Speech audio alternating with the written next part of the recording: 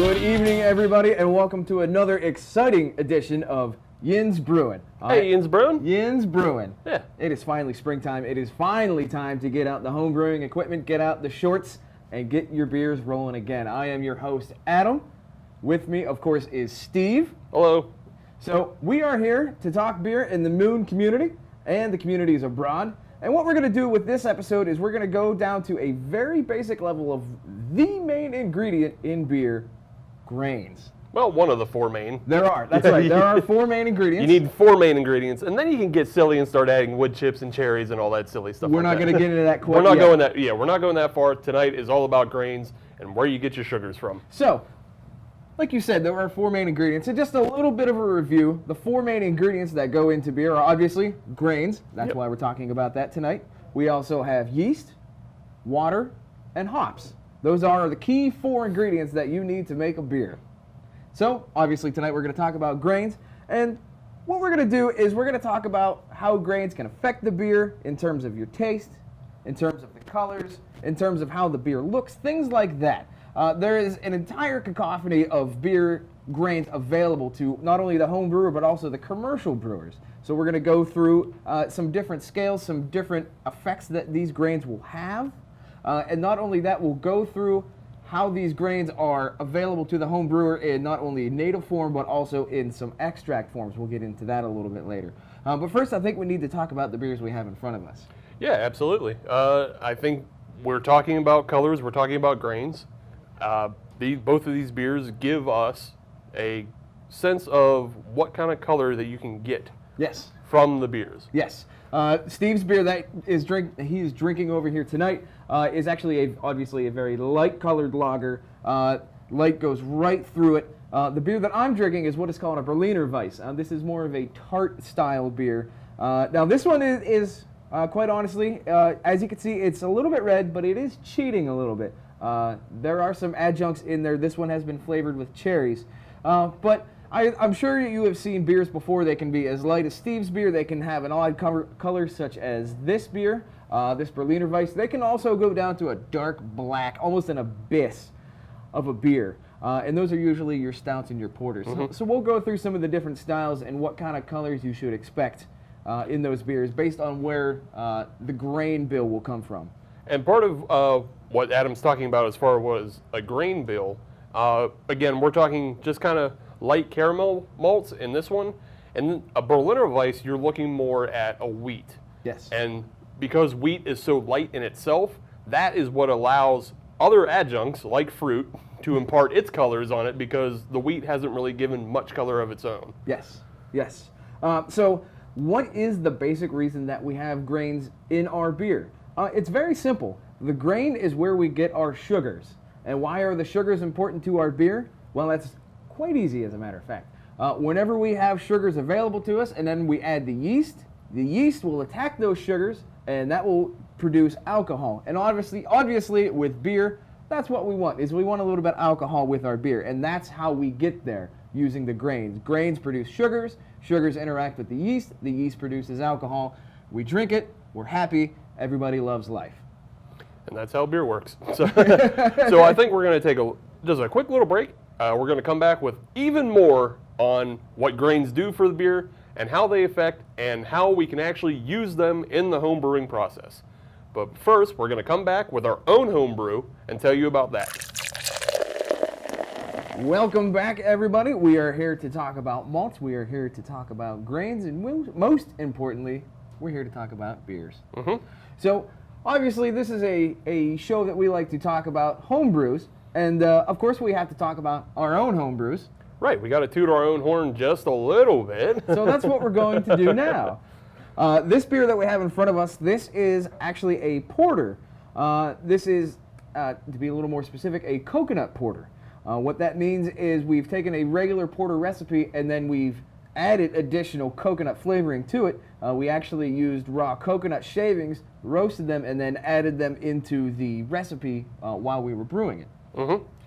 And this comes in at about we decided to think like 5% alcohol on that. About that. So it's Pretty, despite just, again, this is something we're going to repeat a lot through the show, and we repeat it all the time, but just because you see a beer that's dark, it doesn't mean that it's really full of alcohol or anything. This is just a darker beer because it's been made with darker malts. right.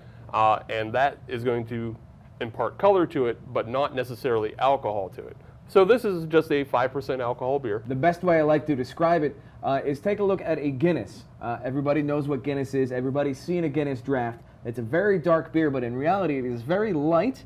It is actually very low in alcohol. It's only around 4.2, 4.3. And top tip, if you're actually watching your weight and want to watch your intake, Guinness is a very good beer to drink. It's only about 110 calories. Yes, it's low in calories. Yes. For something that dark. Again, darkness does not mean anything bad. Right, right. It does mean something good because this is a good one.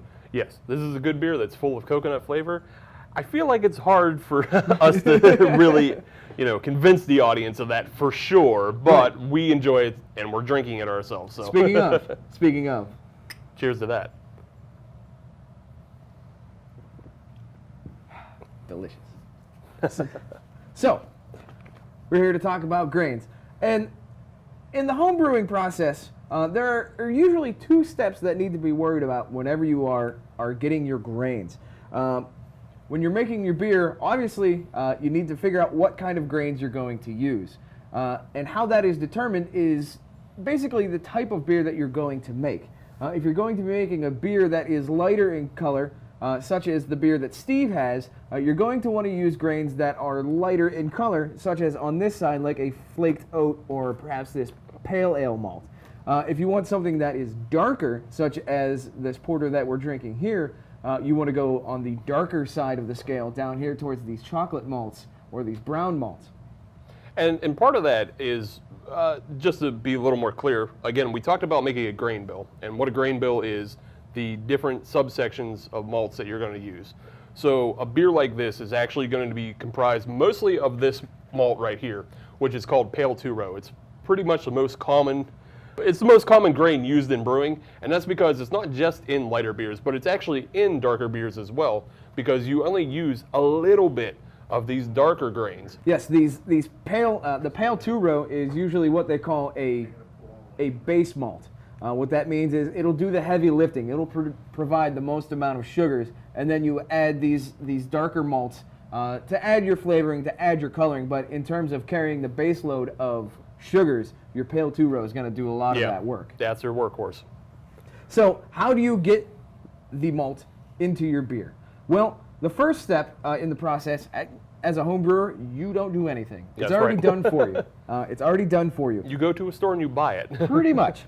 It's what's called the malting process. And what that is you'll take your barley, you'll take your oats, whatever it may be, and whoever the producer is will actually start to germinate the grains for you. And what that will do is that'll start the enzymes going and be able to get the sugars rolling within the grain. They know the process. They know what they need to do to be able to get the optimum amount of sugars for whatever type of grain they're doing.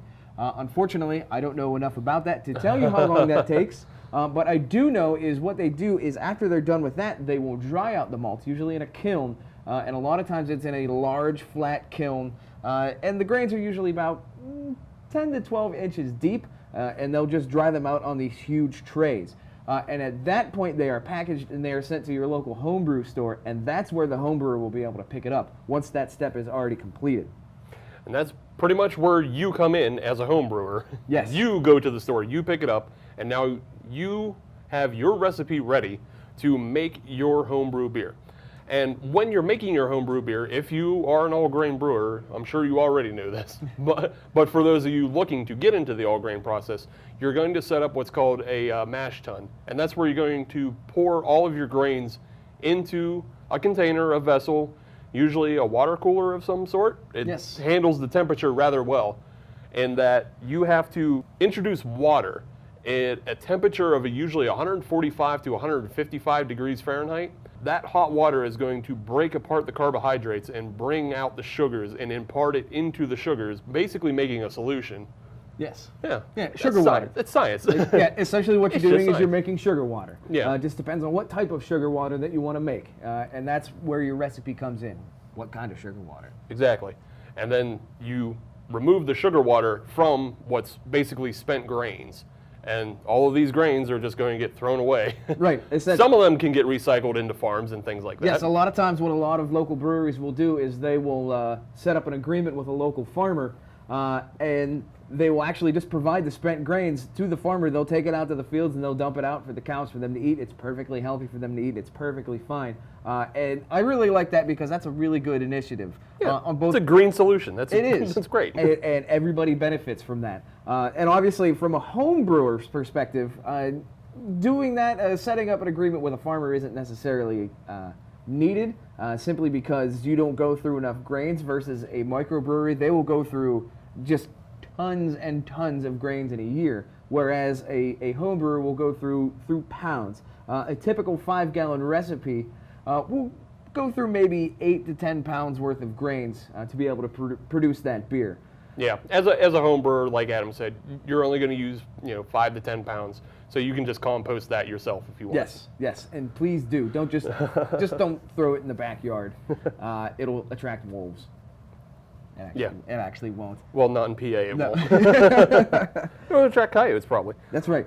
So, once you have your beer produced and you can take a look at it, there is actually a scale to be able to tell how dark your beer actually is. And that is called the SRM scale. And fortunately for everybody watching, I know what SRM stands for. Oh, good. SRM actually stands for the Standard Reference Method. With the SRM, that is essentially taking math and throwing it at beer. Some people like that, some people don't like that. Yes, but that is a good way to determine if you aren't able to actually see the beer. Say you're out at a store or at a tap room or something like that, and they will give you the SRM. That will give you an idea how dark that beer is. And usually that scale is between a low of about 2 to a high of 40 to 40 plus. The lower the SRM number, the lighter the beer would be. The beer that Steve has in front of him, that would definitely be a single-digit SRM beer. Yeah, that's going to be like 5 to 10. Exactly. Whereas this porter that we have here, that's going to be up in the higher level. That's going to be at least high 20s, low 30s. There are several beers that are actually much darker than this porter, almost to a point where it's almost painful to look at. It is that black. It's not painful. I enjoy those beers very much. But there's a bit of translucence that goes on with porters, so you can see a little bit of light through them. But once you get to the point where light is inescapable, that's when you're getting into a 40 range beer. Right. So we talked about how an all-grain brewer would be able to use their grains, use their malts. However, there is another method, and this is especially helpful for those that are beginners. Those that haven't fully committed to an all-grain process. There is another process that is called extract brewing. And what that does is that takes all of these grains and the recipes that go along with them, essentially take them out of the equation. What it is there are two types that you can use. There is what is called a dry malt extract, and there is a liquid malt extract. Essentially what it does is it takes these grains, takes everything out that you don't need, and just leaves the sugars. When you're using a liquid malt extract, that's usually a thick syrup. It usually reminds me of almost like a maple syrup. It's basically a caramel sauce that you can introduce into your boil while you're preparing your beer. And that's different from how an all-grain brewer does it. As we already talked about, all-grain is done getting the sugars out already, and you have a wort that's prepared and ready to be boiled. Whereas the extract brewers introduce the extract into water that's already boiling, and then you can introduce your hops and other adjuncts as well at that point. So why this is important to the beginners is, number one, there's less equipment that you have to use. The mash tun that we had talked about earlier, the vessel that you use where you add the water and the grains together to be able to create that sugar water, you don't need that. All you need is just the little canister of extract, whether that's a liquid or the dry malt extract. The other thing is, it's to be perfectly honest, it's a little less intimidating. Well, it's less intimidating if you're a beginner. There's less steps involved. There's less temperature tracking. As we already mentioned before, you want to keep your grains in an all-grain process between 145 to 150. If you get too high, yeah, it'll actually be bad. So you Right. kind of get to avoid that. You get to avoid some of these things when you're doing an extract brew. So if you are a beginner, I would actually wholly recommend going down the Yeah. extract route. A lot of times there are kits available where if you are a very new brewer and you want to learn how to make an IPA or a porter or even a red ale, there are kits available that has everything measured out for you. They give you how much extract that you need, give you the hops that you need, gives you very detailed instructions on how you need to produce this. And it's a good way to dip your toes in. Yeah. And I really recommend, if that's the way, if you're going to start brewing, I really recommend starting with at least 1 or 2 kits to get the process down. Yeah, get the process down. Learn what actually builds up a recipe in a beer. If you understand everything that goes into a beer, then you can start building your own recipes. And there's a lot of resources out there for that as well. You can find beer recipes all over the internet. Yes, oh yes. Like, it's one of the easiest things to find. Just type in beer recipe. If you're a new brewer, though, you may read it and it may not make any sense to you. So start with an extract kit, and then you'll get to the point where you can start to understand what these higher level recipes are. And you might be able to duplicate them in an extract brew as well. Right. Yeah. So with that, I think it's time for us to take a quick break, Yep. reset, Mm-hmm. and I think we'll come back for segment 3. So stay tuned, we'll be right back. Yes. So welcome back, everybody. Yinz Brewin? No, we're doing a game now. Oh, that is correct. Yeah. We totally are. So usually in the third segment, what we like to do is we like to have a little bit of fun here on the show. So with that, we need to have ourselves a special guest. Mm-hmm. And we do. To my right, we have Rico here. He's Hi. going to join us in. How are you this evening? Good, thanks. How are you? I Nice am to meet you, doing Rico. quite We well. just pulled you from the crowd, like Today Show style, didn't we? Sometimes you need to do that. That's right. Well, we really appreciated the sign that you had holding up behind the cameras. That was a nice touch. Thought that might get somebody's attention, so glad So- it worked out. What I want to do is, before we get started, I want to show a nice array of the beers that we have in front of us. To my left with Steve's beer, we have a very nice light beer. Like we mentioned earlier, the SRM is going to be very low. It's going to be a 5 to 10 range. The beer that I have here in front of me, that's a little bit darker, almost in the red range. That's going to be a little bit higher, maybe 15 to 20. But what Rico has here, you can tell that this one is going to be very, very high on the SRM scale. It's going to be 35 plus at least. So this is just a good demonstration of showing where you can see in terms of colors and how light and how dark they can be. And again, if you're going to guess what kind of grains went into the beer that made Rico's beer that dark, you're going to go right to this chocolate malt. Yep. But enough lessons. It's Yes. time for some fun. So here's what we're going to do. This is going to be a Okay. very simple game. Okay. What we're going to do is I'm going to give you a name of a malt that is used in beers.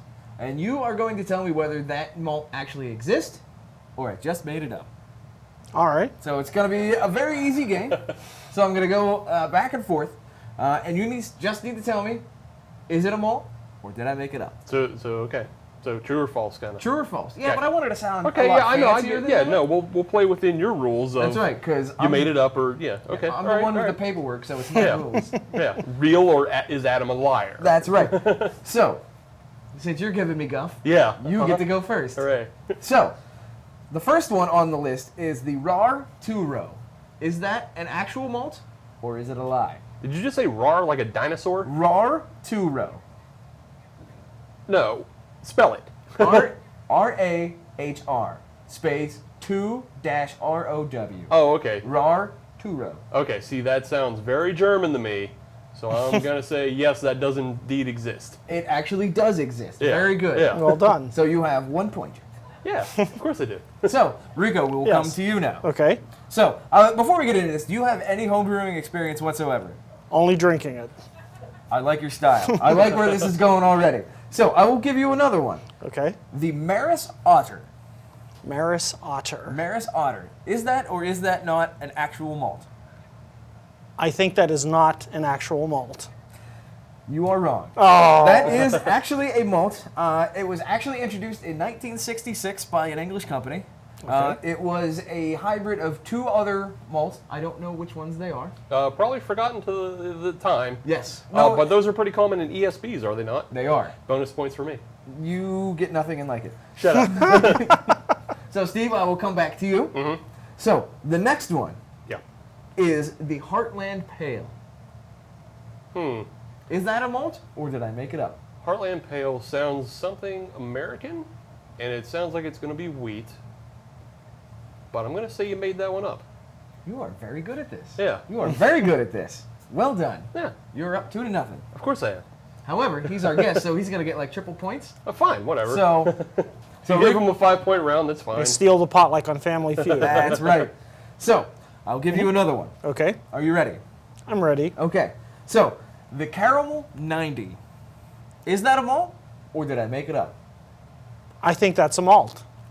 Very good. That is, in fact, a malt. If you want to have a beer that has notes of burnt sugar or even raisins, a lot of times you're going to get that on the darker side of things. A Caramel 90 is the type of malt that you would like to use. And with that, double points. Yeah, whatever. Thank you. So with caramel pills, usually, caramel pills grains, they're actually around, they all have kind of a number rating to them. I believe it starts at 10 or 15. Yes. And then it will reach up into that 90 range. And that kind of judges darkness, but again, it's never going to get as dark as a chocolate malt or something like that. So Agreed. Are you ready? I'm just for giving the next? information I for know. more bonus points to me. I got You're trying to suck up to the host a little bit. No, here. I'm sucking up to the audience as the true winner. That's probably the everybody smart should move. get it. Yeah. So are you ready for your next one? Okay. The Fawcett Pale Chocolate. Fawcett Pale Chocolate. Is that a malt, or did I make it up? Now that sounds like something I should know about, because it sounds like it would go into a stout recipe. I'm gonna give it a yes. Yes to? Yes, it's a real malt. It actually is. Yeah. You are on fire. It's almost like you know what you're talking about. Almost. You should have your own TV show. I know, right? We're good at this. Yeah. So actually, if you want to use the Fawcett Pale Chocolate, usually you want to have a nice mild chocolate or a coffee taste or coffee notes. This is a good malt to use. So Rico, Yes. we are back to you Okay. for triple points because I'm not going to let him win. So, the Belgian Biscuit Malt. Is that a malt, or did I make it up? It sounds like it could be a malt. I'm tempted to say it is, but I'm going to say you made it up. It's just blatant cheating now. I don't. I can find it You on can here. reconsider your answer. You probably can't read my writing. You might have to point it out. Good. Adam's Chicken Scratch has once again. It is actually a malt. Very good. Very good. Triple points. So, Steve.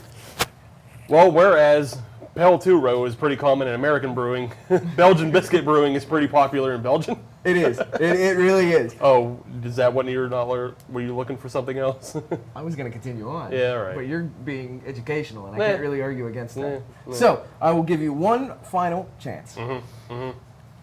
The Monaco 74. As far as I know, it's 5-3 right now. Yeah, but I'm the one that's keeping points, so No, it's 5-3 with Rico because Rico just got double points and then triple points. No, I get that. And I got my natural 3. So Yeah. natural hat trick. I'm stalling because I this know one's you are. actually kind I of know. The Monaco 74. Monaco 74. This is a little bit more. You know what? I think there is something similar, but I'm going to say you made this one up. You did. Okay, now, I will actually give you this. I will give you the entire game if you can tell me what Monaco 74 actually is. Monaco 74 is probably a reference to a Grand Prix race that you're a big fan of. No. No? No. A car? Rico, would you care to steal? Monaco 74. Monaco 74. Did Grace Kelly make a movie in Monaco in 74? No. No. So, Okay. It's a car, isn't it? I'm going to steal, and I'll take all the points, and I'll just win. Monaco 74 is actually referring to a 1974 Dodge Monaco, Yeah. which was Oh. the Bluesmobile. Yeah. Oh. So with that, I get 6 points, No, you don't. and I win. Congratulations to me. No, you don't. Congratulations No, to you you. So, gentlemen, thank you. don't. No. You Rico, outright thank cheated me out of points. You cheated me. for inviting You put me. everything against me despite I got everything correct. You did, and you were educational as well. Right. So you get, points I know. off I camera. get the love of the audience. That is true. That is true. So with that, we do have to declare a winner. Yeah.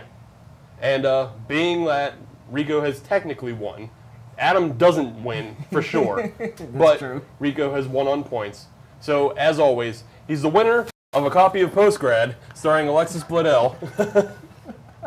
Well, I thank you very much. Enjoy your prize, Rico. It's still in the package. It sure is. All right. Probably going to stay Thank that you, way gentlemen. for a while. Yeah, probably going to stay that way for a while. It's not like we keep recycling it. We buy brand new copies of Postgrad every week. That's right. As long as there are Wink. absolutely no follow-up questions. So, I figured now's a good time to get a little bit of a plug-in for not only us, but also for the TV station as well. Steve, you're usually pretty good with the social media plugs. Oh man, I don't want to do that on this show. So yeah, if you want to find us and hear more from us, we do have our own podcast, and you can listen to us on iTunes or any other Podbean or podcatchers that you're into. And you just search Hop Nation USA. That's where you can find a weekly podcast by Adam and myself and other guest hosts. And we just, again, we talk about beer, we review beers, we give you all the same kind of information you get on the show, but just a little bit extra. Yes.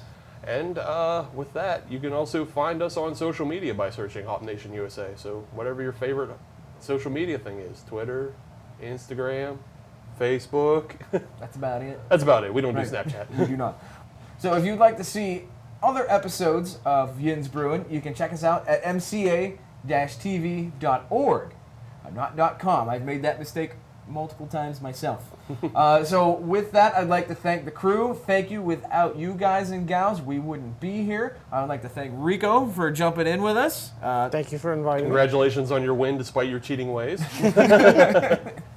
So with that, thank you for joining us, and we hope you join us next time on Yinz Brewin? Brewin. Yinz Brewin.